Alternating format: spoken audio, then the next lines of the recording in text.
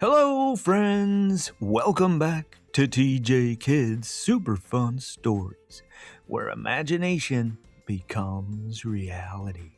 Today's tale is called The Day Captain Greenbeard Saved St. Patrick's Day. Aye, saved it I did. Your Captain Greenbeard saved the whole blasted holiday. Well, I don't know. I was actually thinking of changing the title to The Day That Captain Greenbeard Tried to Steal the Leprechaun's Gold.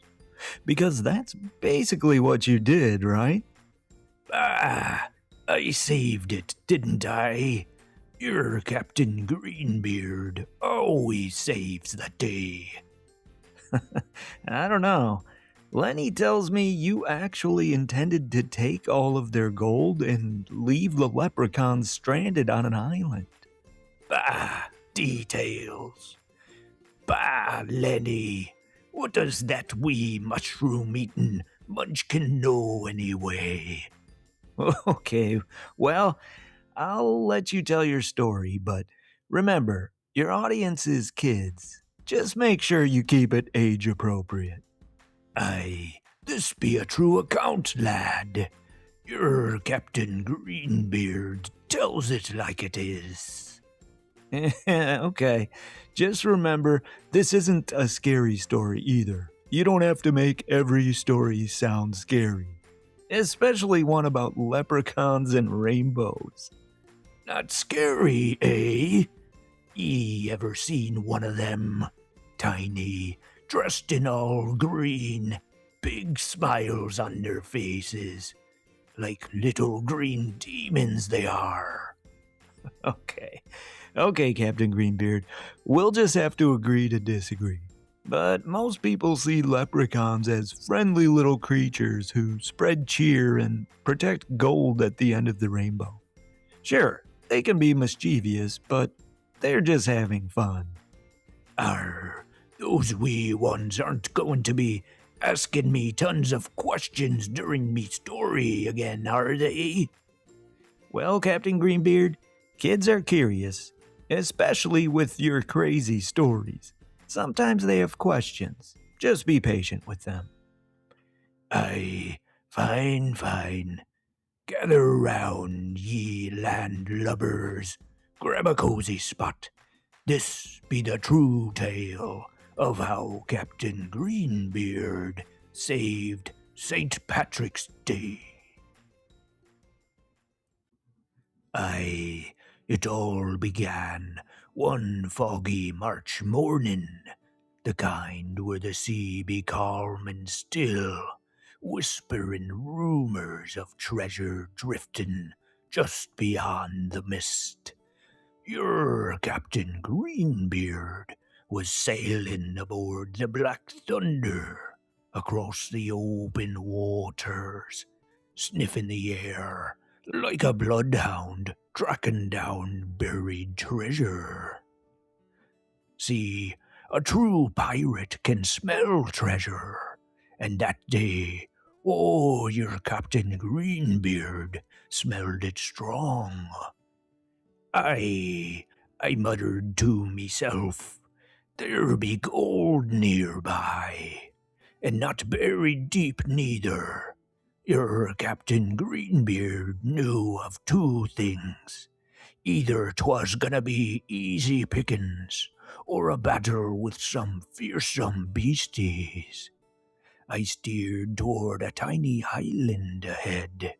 No name, no welcome. Just rocks, sand, and a few scraggly trees. But the moment me boots hit the shore, I heard it. Music.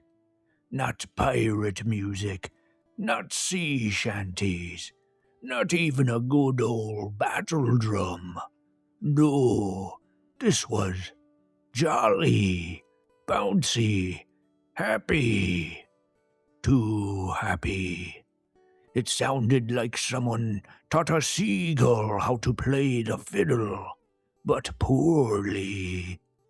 I covered me ears, What be this nonsense, methought? This be the kind o' music that makes a pirate lose his lunch.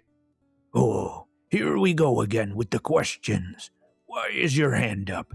Do you have an emergency? What do you need? What kind of music was it? Aye, it be Irish music, lad. The kind that makes you want to jig against your will. Terrifying stuff.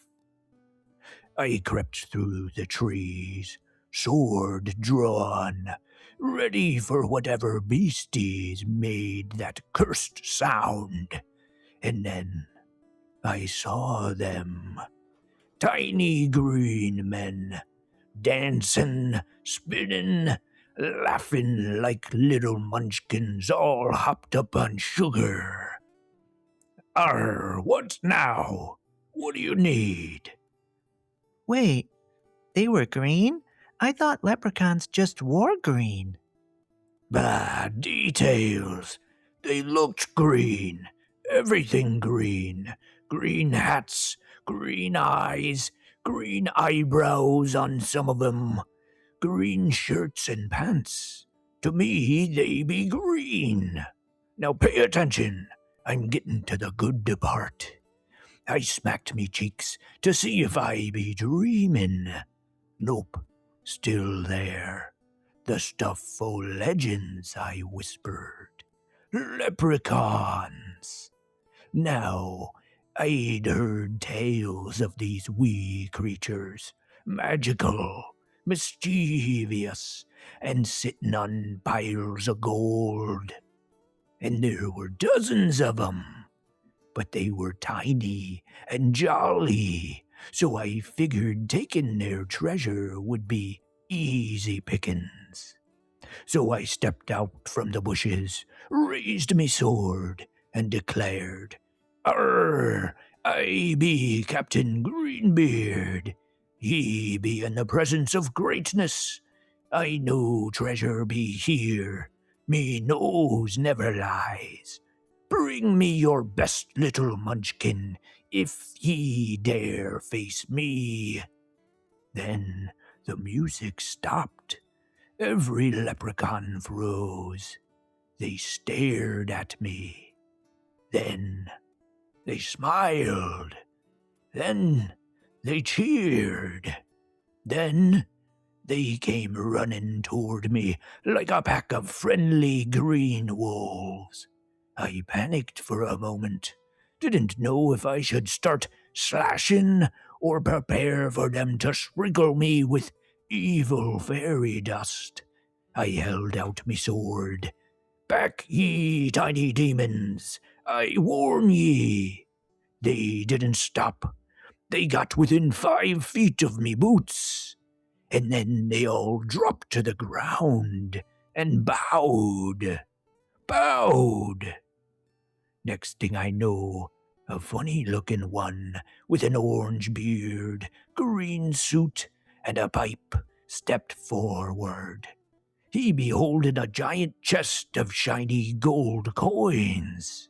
He looked up at me with wide eyes and said, "O Great One, Leprechaunius has answered our prayers. The great leprechaun god has arrived." Aye, what is it? Wait, they thought you were a leprechaun god? Aye, because of me glorious green beard, I suppose. Finest beard on the 7 seas. They lifted the chest toward me. "Great One," the leader said, "we found this treasure, but the skies have been cloudy for weeks. Without sunshine, no rainbow appears. Without a rainbow, we cannot travel. We cannot deliver the gold to the end of the rainbow. And without it, the land of luck will lose its magic before St. Patrick's Day." I hesitated for a moment. Aye, terrible," I said. Very terrible indeed. They pointed to some islands far off in the distance. That is where the rainbow ends, he said. You must sail the treasure there for us. You were sent to save us. I thought they'd lost their minds, but they were handing me gold, piles of it, without even putting up a fight. So I loaded up the Black Thunder with every last chest full of coins. They tried to climb aboard to come with me, but I sailed off before they could. What is it? You just left them there? I didn't know what they were. Thought they were strange creatures who'd eaten too many wild mushrooms. Now pay attention. No more questions unless ye have emergencies. Anyway, I planned to bury the treasure somewhere safe. But the sea was calm, the sun was warm, and your Captain Greenbeard, well, fell asleep at the helm.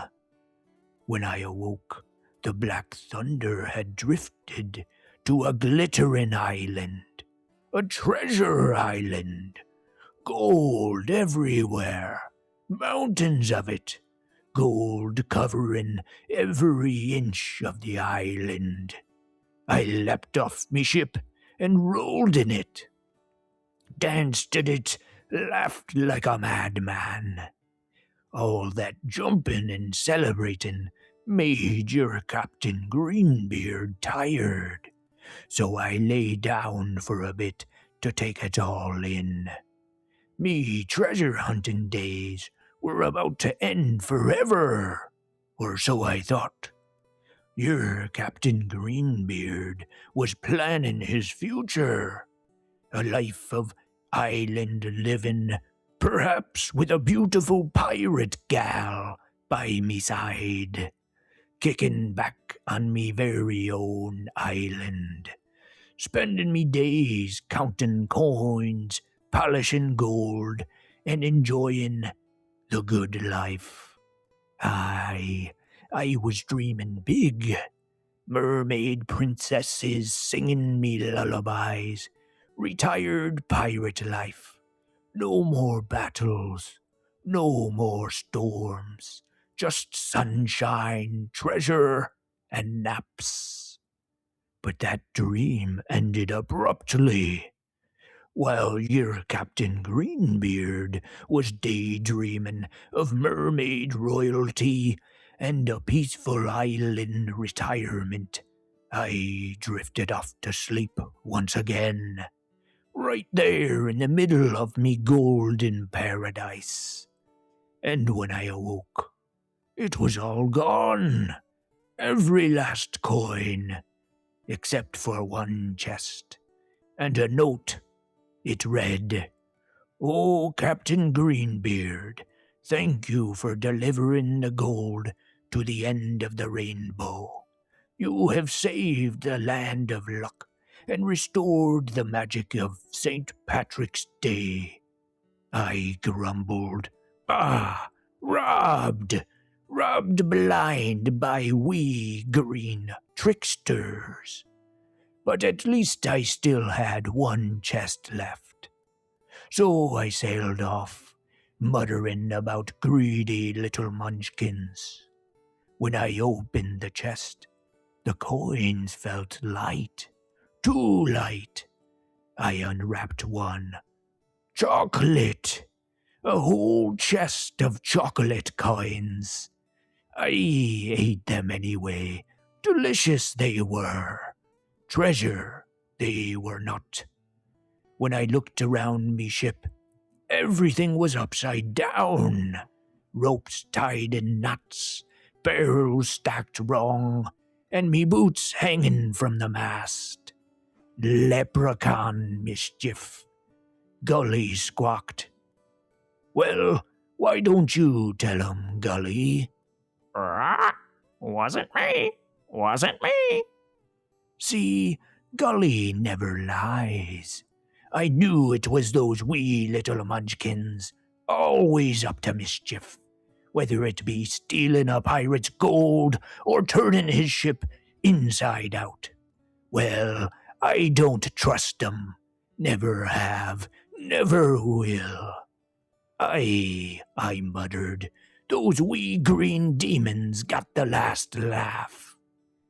But them leprechauns, they think I'm a hero.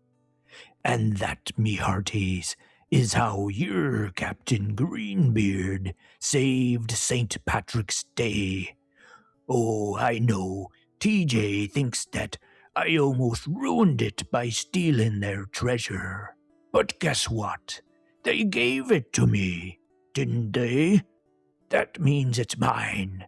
Besides, those wee ones be lucky Captain Greenbeard was arrived there in the first place. They found their way back home, and once again your Captain Greenbeard saved the day. You're welcome. What is it? Story is over, son. But you didn't mean to do the right thing. You were trying to steal. Bah, details. Doesn't matter. Truth is, without your Captain Greenbeard, your St. Patrick's Day would no longer exist. Save the day I did. You're welcome. Now, I be off to the Black Thunder. So long, children. Golly, ready the ship. Aye, aye, Captain. Well, that is the end of Captain Greenbeard's St. Patrick's Day story, friends. Thanks, Captain Greenbeard. That sure was a pretty crazy story, wasn't it? Well, I guess Captain Greenbeard did help save St. Patrick's Day, even if it was mostly by accident. And that reminds me of a moral I learned from this story. Sometimes helping others, even when we don't mean to, can bring a little magic into the world. And sometimes doing the right thing, even after a mistake, can make a big difference. It sure seems like Captain Greenbeard shows up at the right place at the right time pretty often, even if he doesn't do it intentionally. Aye, that be right, TJ. Indeed I do. Say, how about ye let me do the sign-off, if ye be willing? Sure, why not? Welp, that's it for today, wee ones. Thanks for tuning in. See you on the next one. Toodles!